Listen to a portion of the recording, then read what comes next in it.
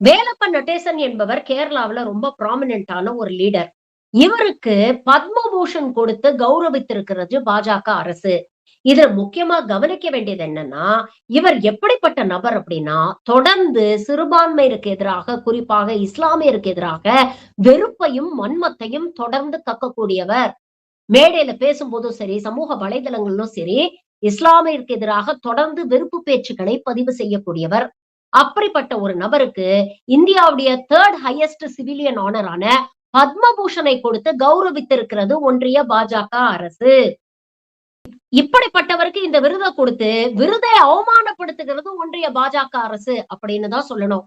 தொடர்ந்து சிறுபான்மைக்கு எதிராக இப்படி வெறுப்பு பேச்சு பேசுறவங்களெல்லாம் நீங்க அவார்டு குடுத்து கௌரவிச்சீங்கன்னா, மக்களுக்கு என்ன செய்திய கடத்துறீங்க அப்படிங்கிறத கொஞ்சம் பாஜக யோசிச்சு பார்க்கணும்.